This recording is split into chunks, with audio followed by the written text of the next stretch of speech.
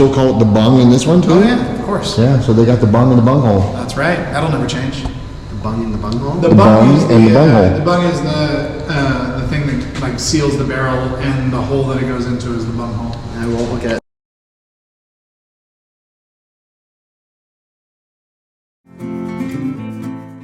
Welcome, fellow adventurers, to our little spot on the internet.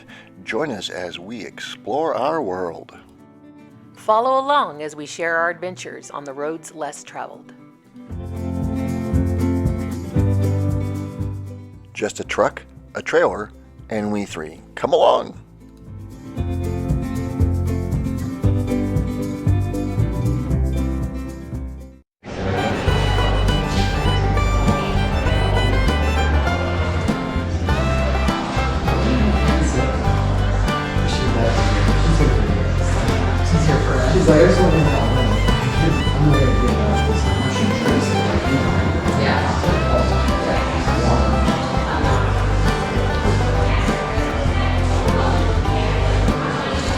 You know what? We can do that camera standoff. Where are we at? Balcones And where's Whiskey that Distillery in Waco, Texas. at? So what you're trying to tell me is you're going to get hammered in Texas? Maybe. Really cool place. Alright. So you know what's funny? All right, now you have to introduce yourself real quick. Hi, I'm Chris. I'm a tour guide here at Balcones Distilling. Chris is going to take Nut Adventure, Nut and Game, and our friends from... Our best life. And we're going to go get some hammered on alcohol. Cheers, after y'all. we get to watch how it's made. So this is pretty awesome. Heck yeah. So Chris is going to be our tour guide, and stand by for adventure. So we were founded in 2008. And when we were founded, we were originally in a building about 6 blocks that direction, right underneath the 17th Street Bridge. We purchased this building in 2011. We primarily used it as a rick house or barrel storage, but we always had the intention of renovating it to the point that you'll see today. And that's a goal we achieved right around spring of 2016. So we've really only been working on this scale for about the last 6 years, which is kind of crazy. Because in that amount of time out on the market, we have truly just exploded. It's kind of a bad word to use in a distillery, but it shows you what we've been doing out there on the market a little bit. And yeah, it's been a really good time. So a lot of that's because people have been drinking Balcones. We like making it, you like drinking it. Let's keep this going. That's pretty awesome. Because considering I was just saying like that, a Baltimore local, he's only Baltimore, and he was like, you guys try this place out. So that I would imagine spreading all the way to the East Coast. I would imagine that he got into it, not crazy long ago, because that's how quickly we've been growing, booming out there. It's been a good time. We actually have a friend that's from Waco, and nice. we went out to dinner with her on Tuesday night, and she says, hey, if you have the time, you need to go do this tour. Heck yeah. When he mentioned it, I'm like, oh, let's go. Let's do it. Yeah. Let's get some alcohol. That's awesome. So for our fellow adventurers out there in YouTube land, can they order it online from you guys? You have online sales? Yeah, we have online sales. So what's the website then? I'm going to have to look up for you. Oh. All right, we'll make sure that we put it in the description. Yeah, cheers. There's We'll put it down there. I'll have a QR code that will take you right to the website. QR codes are even better. Yeah. So the building used to be Texas Fireproof Storage Company. It's one of the few buildings to withstand the tornado that decimated most of downtown Waco. It was built in 1923. Most of it, most of the walls and things like that, we did a lot of work on ourselves. Y'all have a great one. Thank you. But some remnants still exist. Behind the bar in there is a vault that was used for paperwork and jewelry. There is another one on the 3rd floor that was used as a fur vault. Because everyone in Central Texas needs their furs, obviously. Very important in 1923. Right. So last winter you guys needed furs. You need it for a few days, that's for sure. And then when you don't need it, Texas Fireproof Storage Company had you covered. That's right. So what famous tornado were you referring to? Look it up. There was a famous tornado in Waco in 1953 that decimated the city. That's what those plaques were that I was seeing. Yeah, it was pretty bad. There was only 3 buildings left standing. Yeah, it was a pretty rough one. And this was one of the buildings that withstood it. It was a strong building. Oh, yeah. So Texas Fireproof Storage and Tornado Company. Yeah, right. A little bit about our name. Balcones is named after the Balcones fault line, where we originally sourced our water from. It's traditional in Scotch distillation, which is what we heavily model ourselves after, to name your distillery after your water source. I did say originally because we have since outgrown that water source, as we have a number of things that we originally started with. Good problems to have in the long run. But the emblem, I'm not wearing the correct shirt today, but the emblem. I like that shirt. I don't know about you. It's a good shirt, but to show you the emblem, it's on your lanyard, so I didn't give you lanyards yet. We don't have lanyards yet. Let me grab those. But it's, the emblem is actually an artist representation of that very fault line. With your plateau there on the bottom, and then the two tectonic plates kind of rising together there. It's also partially responsible for creating the hill country. I've heard a lot of things as to what people think the emblem might be. Rarely is it the Balcones fault line, so if you had that in mind, color me impressed. Well done. Well, we're going to have a whole lot of educated viewers that are come here, and they're going to know right off the bat. Right off the bat. Great, thank you. Absolutely. And it's all because Chris educated us. I'll continue to try and do that. All right, y'all ready to go ahead and start walking through? All right, we're going to start by stepping outside, taking a left, walking down the length of the distillery, and meeting at the grain silos.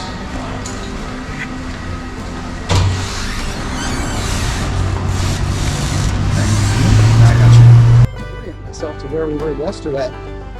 I encourage you to see that building.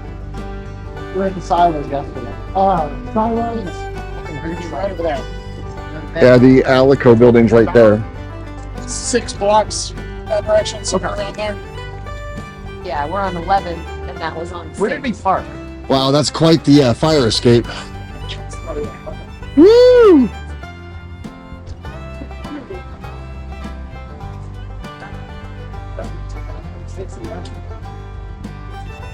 Probably not. So Chris, these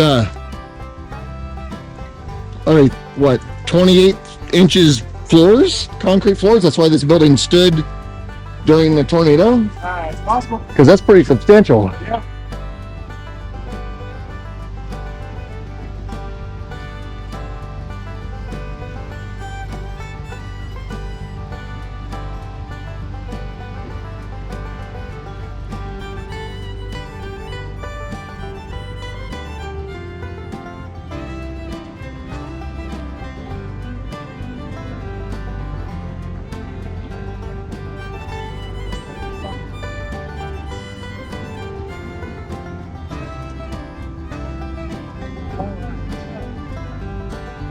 Those 2 silver and gray things over there, that's our chilling system.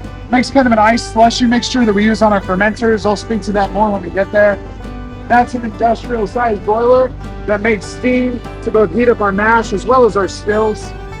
These 2 guys are our grain silos. Now each one holds right around 60 tons worth of grain. Currently holding some yellow corn in that guy and some Golden Promise malted barley in this one. We actually get that shipped in from Scotland, and that makes our flagship single malt products. The pipes down here on the bottom, that's our chain disc system.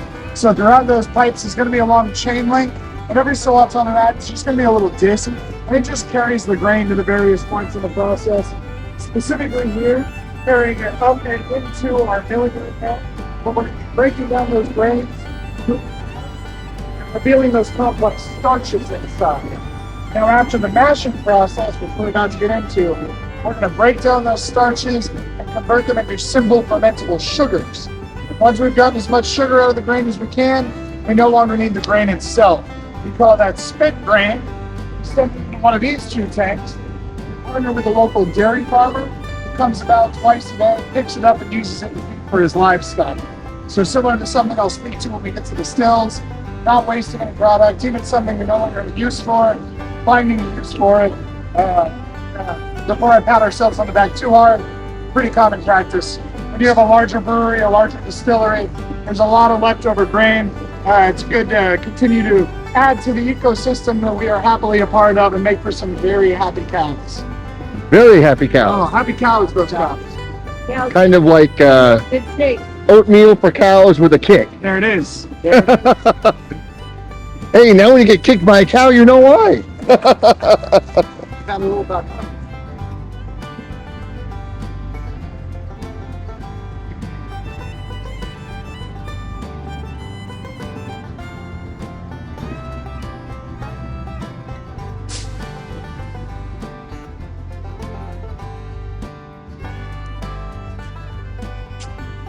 Sorry.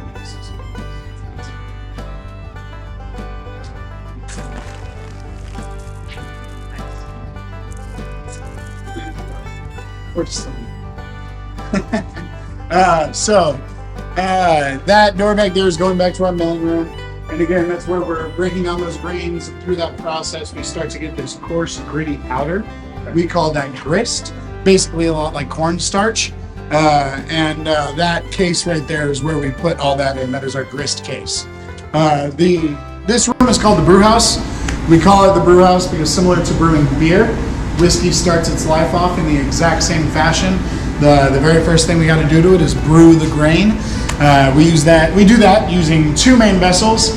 This guy over here is our cereal cooker, and we brew every one of our products other than single malt in that cereal cooker. Any blue corn, any rye, Rumble being our brandy rum hybrid made of figs, honey, and sugar. All of that gets mashed right there in the cereal cooker. Did you hear that? I did. Hybrid rum. Are we going to be able Yeah. to taste that? You can taste it in the tasting room, absolutely. It's So not on we- the tour, but So what you're trying to say is Captain Jack Sparrow's got to step up his game now? yeah, he needed to for a while, I imagine. But yeah, it's brandy rum hybrid. It's a pretty popular one. This guy up here is our mash tun.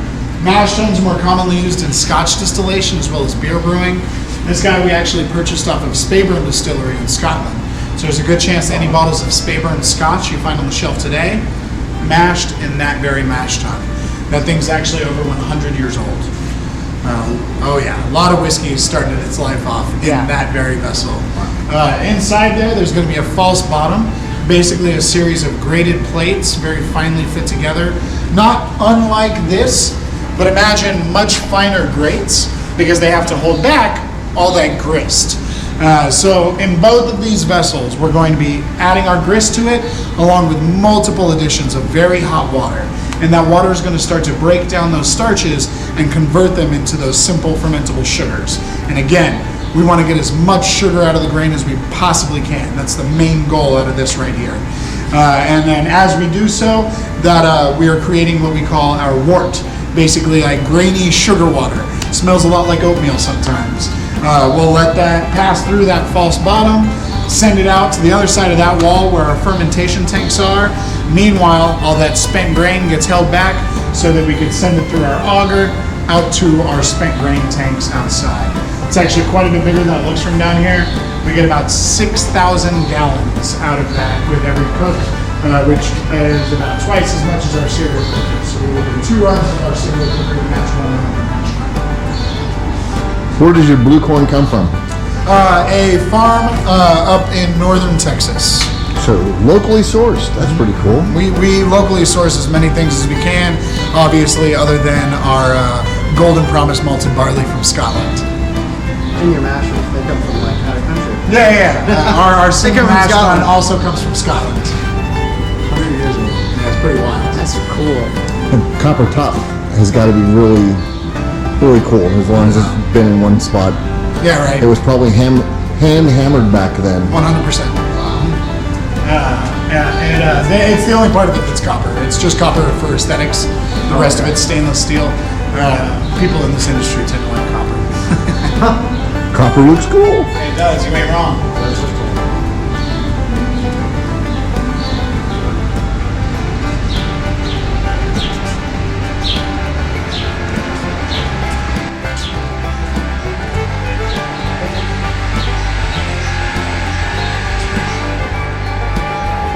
Welcome to the fermentation yard.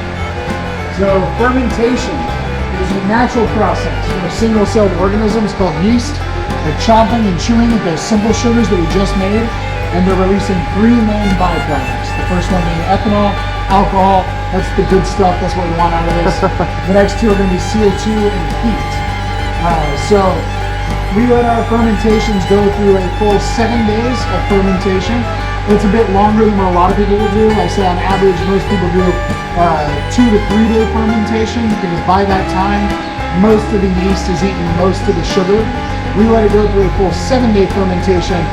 One, because that is per Scotch tradition, which is again what we heavily model ourselves after, but also because in that amount of time, we can ensure that the yeast is fully attenuated. It's eaten as much of that sugar as it possibly can, giving us as big of a yield out of it as we can get, as well as allowing other things to continue to esterify through that fermentation process. We do have cooling jackets on these guys, so throughout that time we need to make sure it maintains the temperature, and the way that we maintain that ice slushy mixture I spoke to, this is where that comes in. All of the hot Texas summer days that we get, we can fill with that mixture to make sure it maintains its constant temperature. It will never get too cold for it because it creates its own heat. So it'll never get too cold, only too hot, in which case we got those jackets doing that work for us. After that full 7 days, we now have what we call our wash. And our wash is sitting right around 7 to 12% ABV, depending on what we're making. So at this point, alcohol-wise, it's like a stronger beer or a weaker wine. This is the only part in the entire process where alcohol is actually made. After this, through distillation, it's essentially just refined. And as I mentioned before with beer, everything we've spoken about so far, minus the hop addition of beer guts, everything we've talked about is the exact same process for making beer. After this, you would essentially just filter it if you want, carbonate it, you've got beer. For us, we're going to send that to the stills, distill it, and then barrel that, and that's how we're going to get whiskey out of it. You also would not want to drink this as beer. It is very much made for the flavors that it brings through distillation. Most things we make are pretty bitter at this stage of their life. It'll get you somewhere, but you would not enjoy the journey. I'll put it that way. Not the right recipe. Not the right recipe. That's awesome. Step on through that.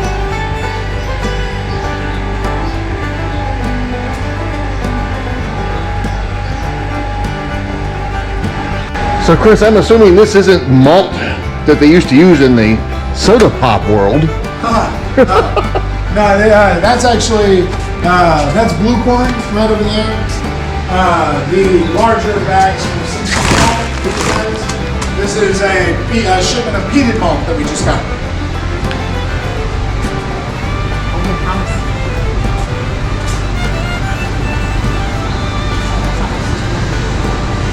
This is our microbrewery that we installed coming up on 2 years ago now. We installed it as a bit of a passion project. There's a few people in our operations that come from the beer world, so this is definitely something that we were excited to implement. We don't do enough to bottle or can and send around. I don't really think we ever intend to. Just enough to keg up and send to different bars and restaurants throughout Waco.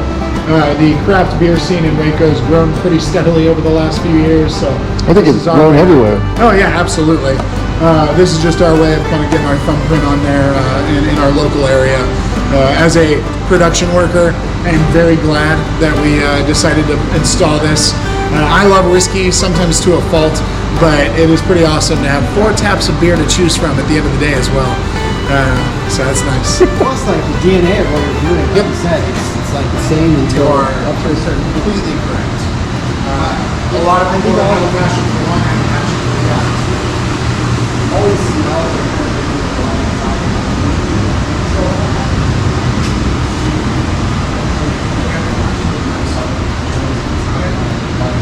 That's awesome. Right before he sold, we lived in Baltimore. And one of our neighbors, he's been working out of his garage, working on his craft, trying to open a brewery, and he's actually doing it like just now this spring. He's been working on it for years, and he's opening Pickett Brewing, and it's like, I don't know if you've been to the Inner Harbor, but right near the M&T Bank Stadium and where the Ravens play and where the Orioles play, like 2 blocks away from there. He's got a perfect place. It's just looking phenomenal. And I'm like, I've had his beers, no problem. Like just I show up to his garage and he's like handing me one, and his recipes are phenomenal, and just like the whole process, like it just brings back all those memories, like showing up in the garage and smelling him, working on those recipes, and I can't wait to see him. That's awesome. That's awesome. Yeah, you have to talk to him about this. Yeah, you know, just to see how it compares to what he's been up to. I love hearing new people getting into the industry. Yeah. It bolsters us all. Yeah. Rising tides, as they say. We know that feeling, huh? Yeah, you just said that. We were just talking about that. Cheers. Rising tide raises all boats. Raises all boats. Just said that exactly right. yesterday. Positivity. Yes, sir.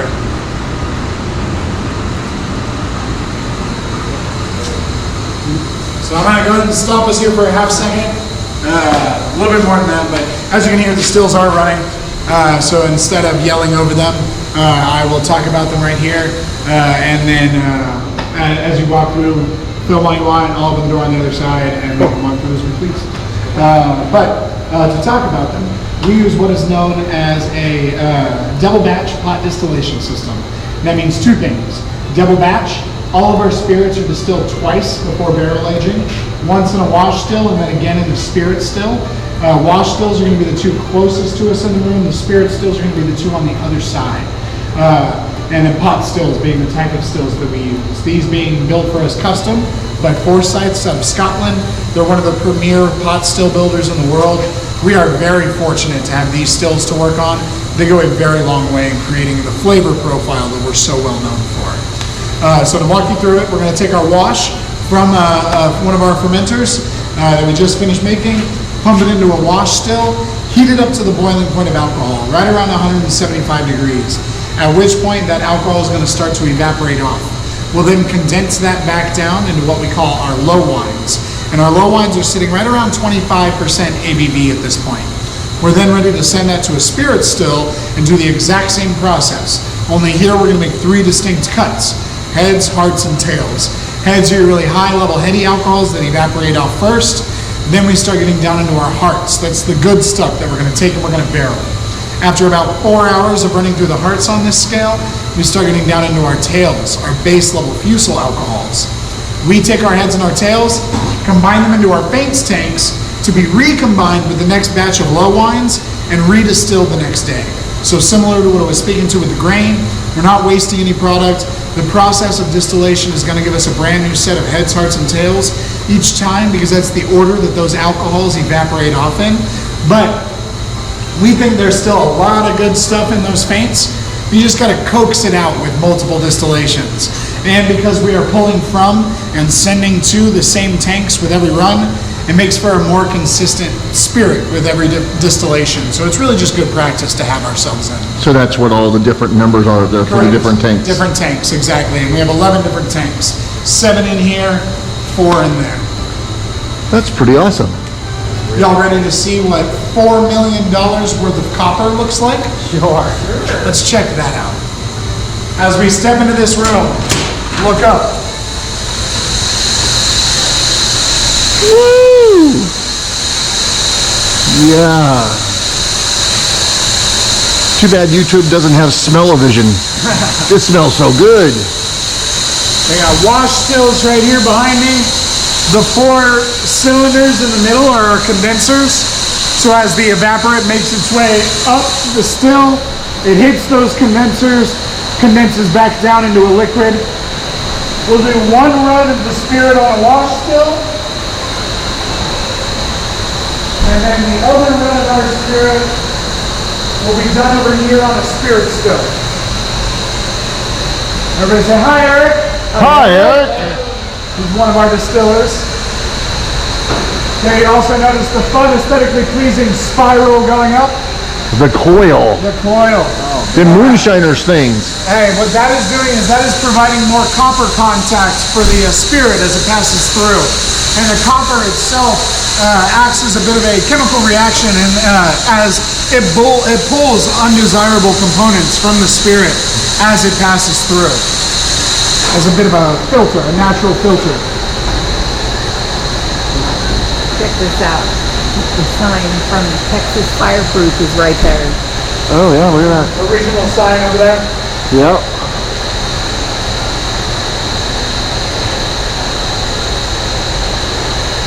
There's another one of those. There's one of our. How cool is that? And that was on the front. You getting excited about drinking some of this stuff? Oh yeah. Oh yeah. history, all that fun. I love it.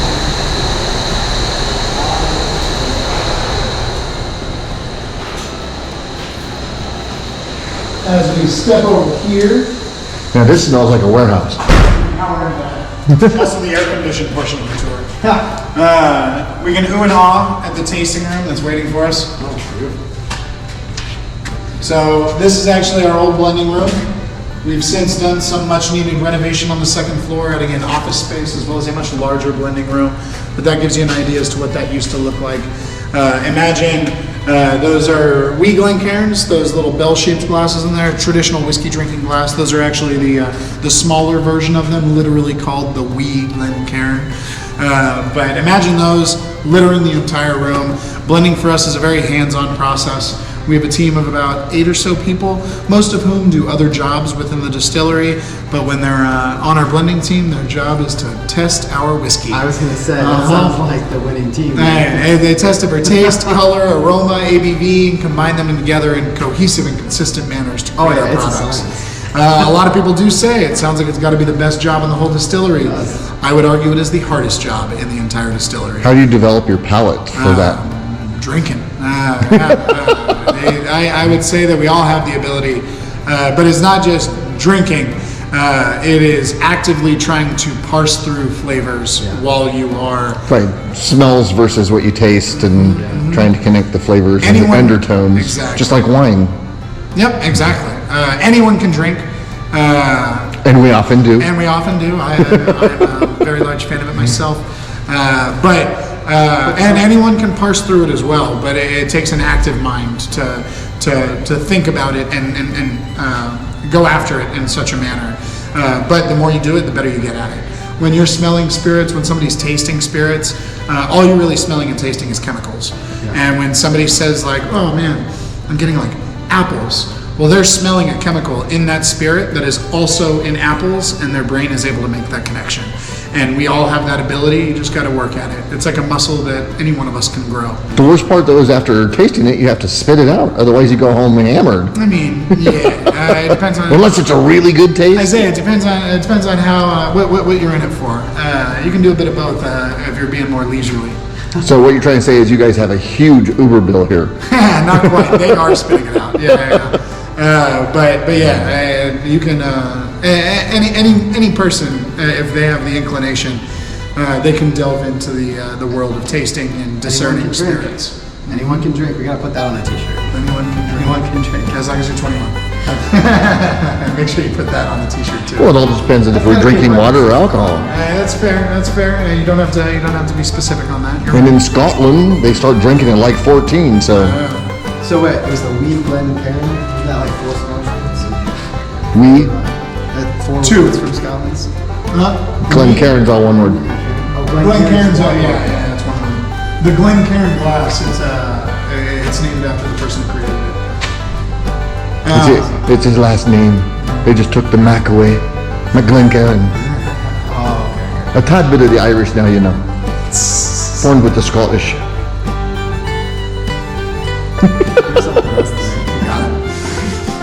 So, once we decided what we're going to blend, You'd think I was Irish or something, wouldn't you?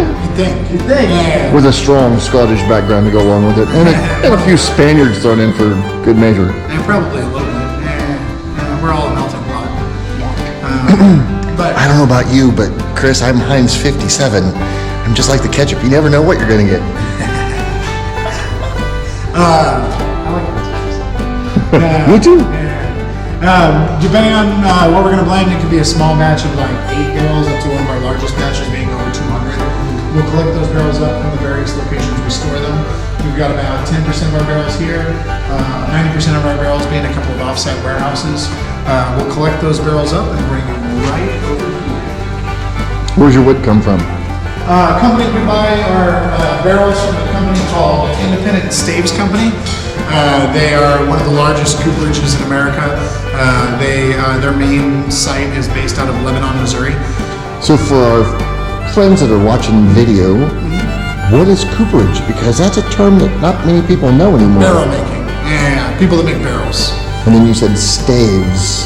Staves are what the barrels are made of. It's usually typically around 38 staves to make up a barrel. But yeah, they're the individual pieces of wood that make up the barrel apart from the two heads. And then it's a very manual process. They have to beat the rings on by hand. Oh yeah, it's a very, you should watch some videos on it. It's pretty cool to watch people at their craft on that one. And then they're all charred on the inside as well.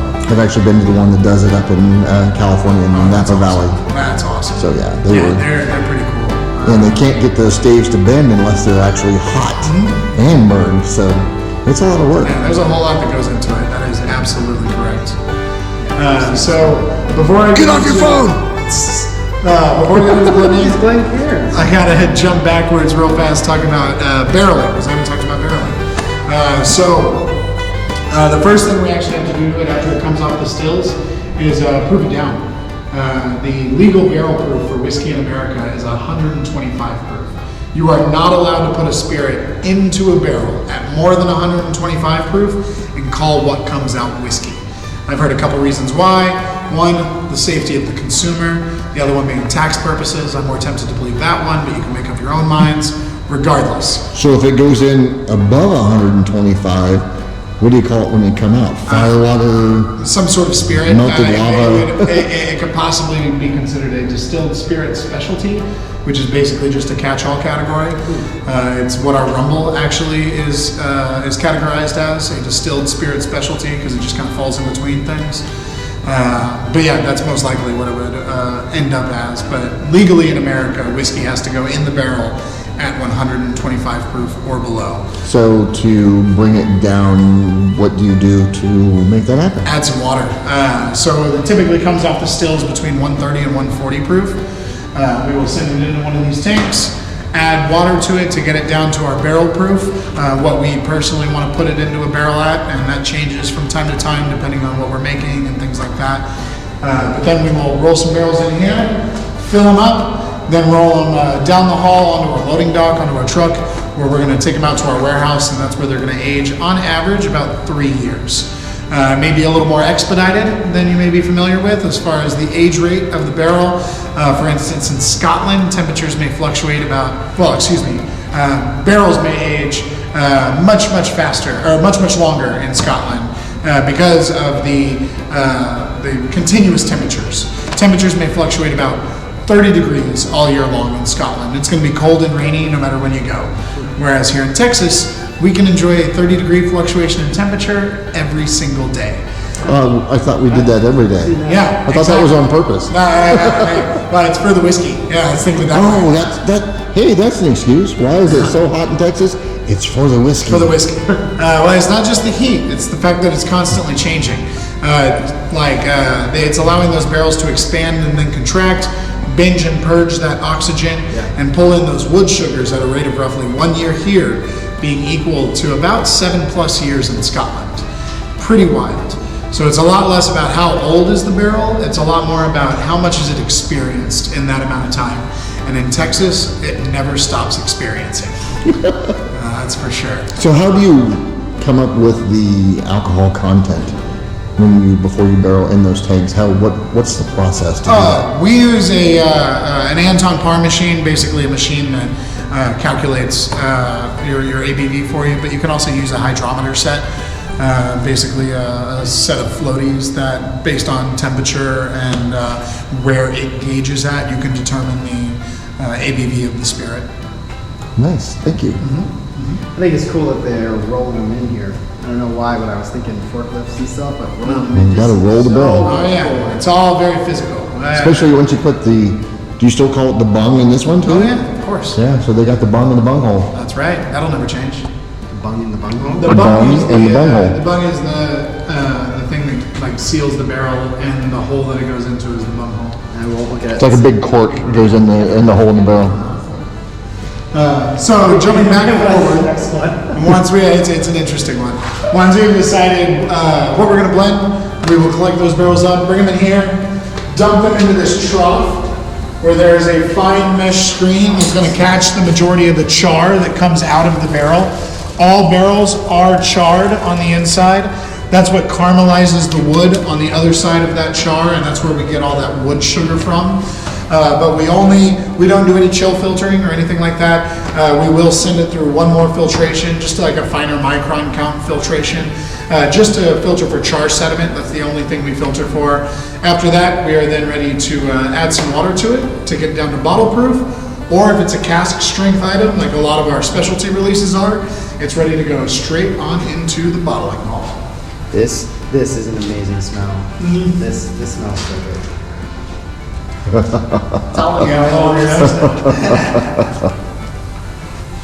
Here, let me help you out, honey. I got it on my nose, but like I said, once again, if YouTube had smell-o-vision, you guys would be happy. But unfortunately, you're missing out.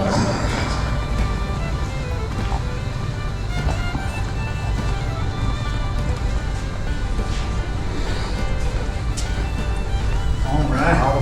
Welcome to the bottling hall. So we originally did all of our bottling by hand, as a lot of startups do. We filled it, corked it, labeled it, added our little wax emblem to it with a hot glue gun, all by hand. Very tedious. So having something like this is very nice. We will take empty bottles, set them on this turntable. It's going to feed them out here and fill them 6 at a time. Next up, it's going to add a little cork to it. Then it's going to add some shrink wrap to it and heat that up. That glass case there is where it's going to add the wax to it, and a pneumatic press stamps our emblem into that wax.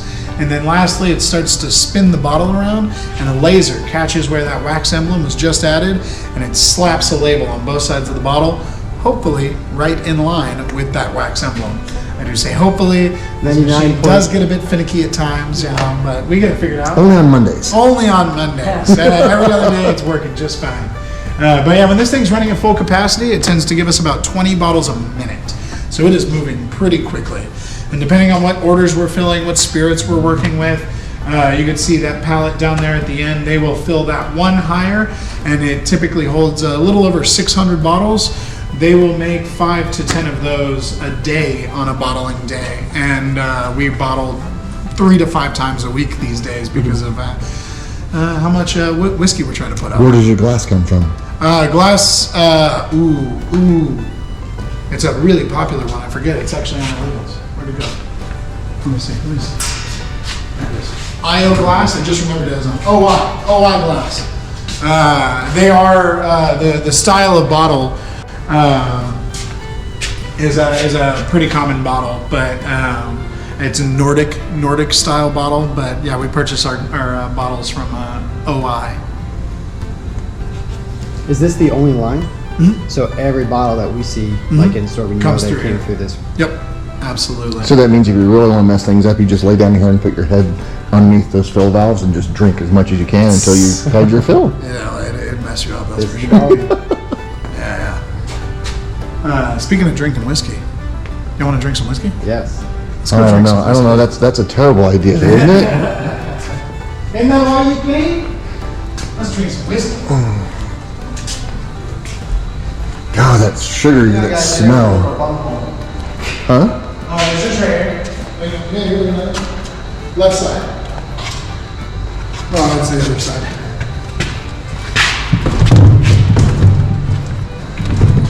The bunghole. And putting that thing in there is way harder than it looks. Yeah, smack it a little bit. Got to get that right snap of your wrist. So what are all the books for, Chris? Learning. Learning? Do some whiskey learning. That's what Google's for nowadays. I mean, you can do both. Whichever you feel like. I like having, the feeling of the paper in my hand. When this was the blending room, that was like, this is kind of how it looked, and they mostly kept some of those around in order to maintain that.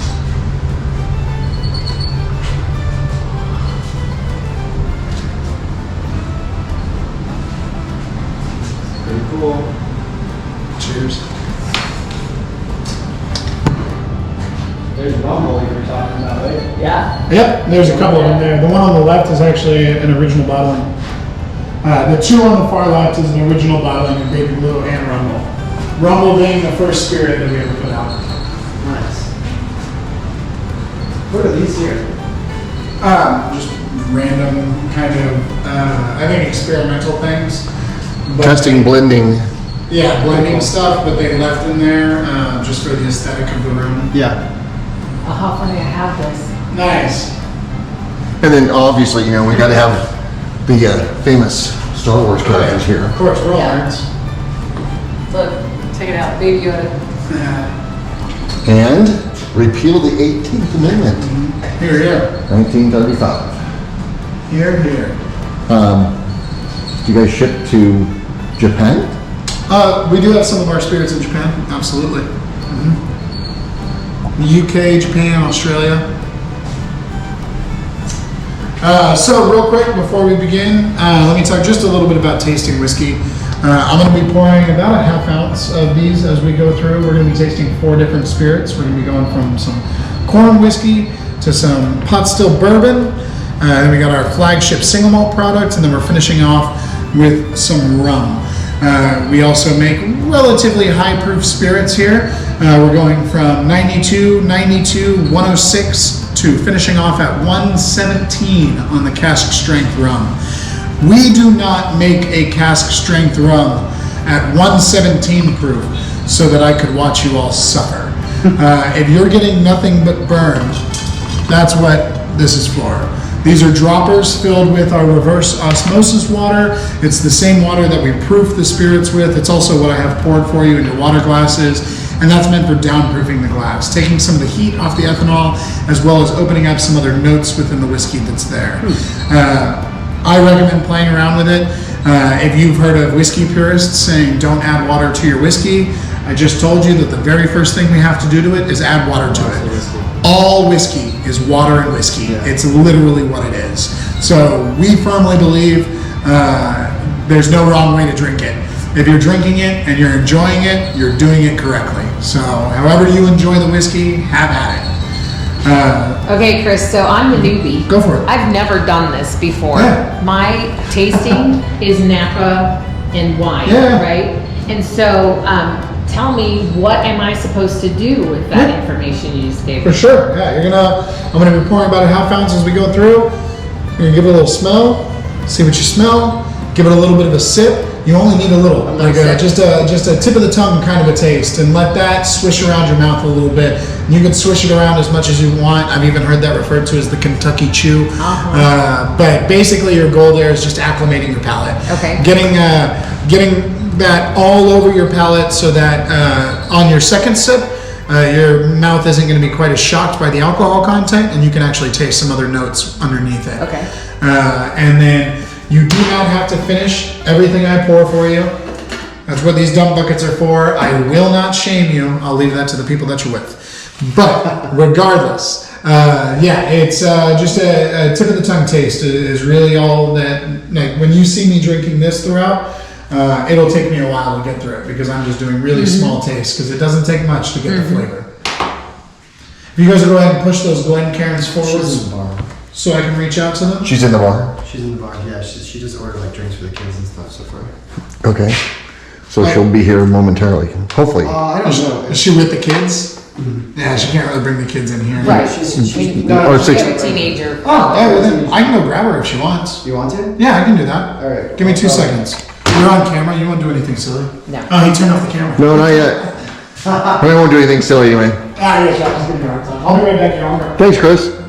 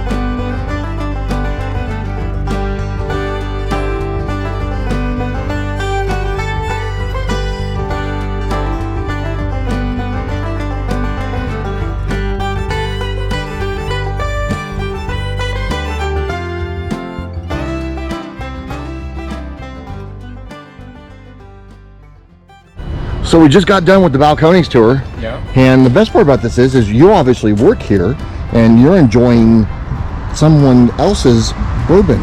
Is that to learn more about your palate and see what the competition's doing and being able to see how everything goes? Well, yeah, in part, definitely to learn more in terms of your palate. Like, everyone here recommends and encourages that we explore, you know, outside of our comfort zone.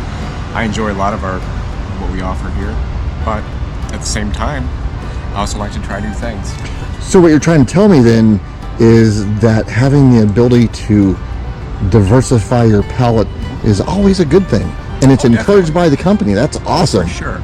And it's not even about competition. We have on the second floor, we've got a whole library full of whiskeys made by other companies, and I don't think there's a single person here who wouldn't recommend something outside of our company if you didn't, you know, enjoy something here. But I'm sure you'll find something, I'm sure. I love the fact that Chris said it's rising tide, and rising tide raises all boats. It's true. And so knowing that you guys actually are buying product from other people and experiencing what they have to offer, I think that's a really cool thing. I think Chris nailed it. I think the more we can encourage people to just appreciate whiskey and explore the culture and the science behind it, the history, I think everyone's going to end up winning. I think it's interesting. I never thought about it until you said it. It's a culture. Yeah. You know, I never actually put the two together, but it's actually a culture of whiskey. Yeah. That's awesome. What's your name, sir? I'm Kevin.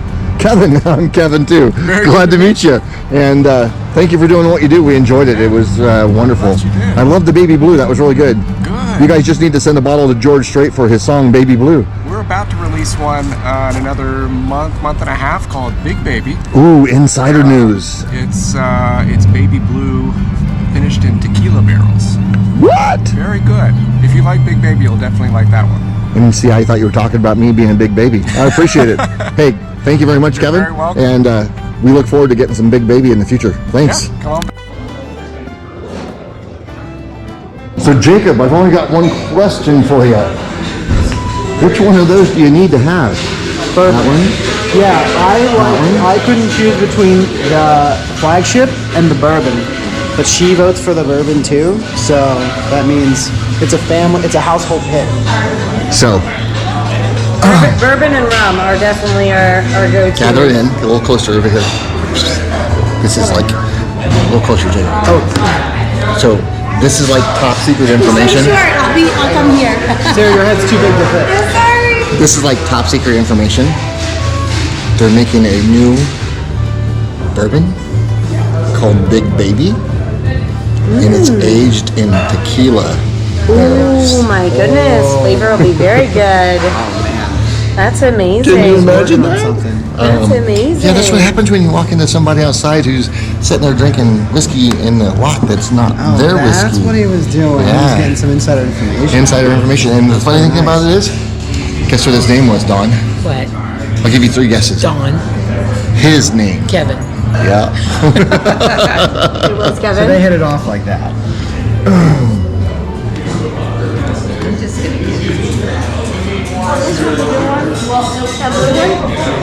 Did you guys see the still? Did you see the copper?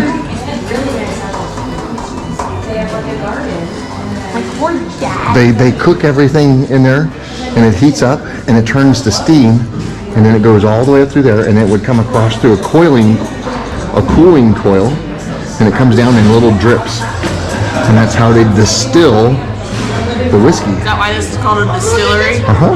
Pretty cool, huh?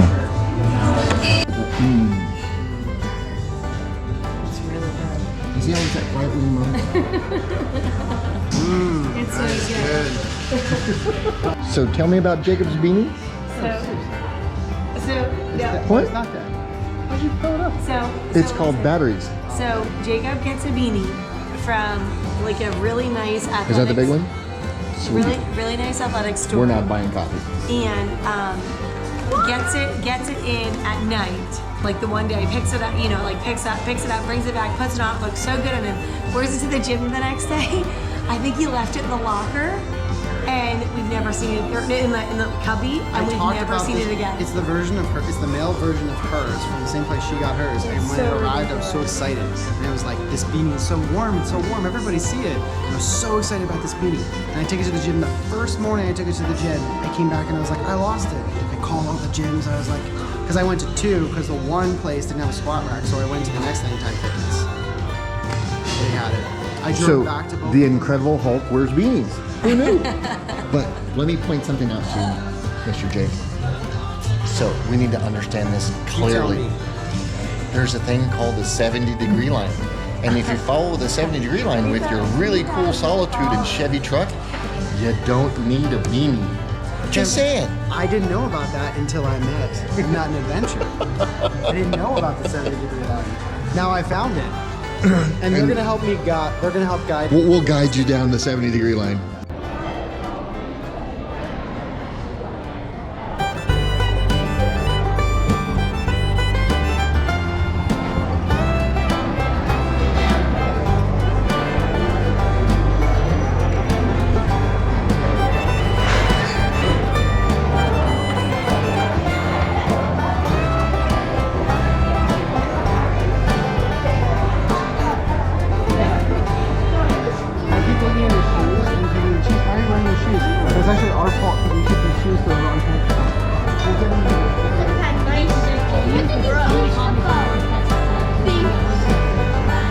It's for a 10-year-old to figure out.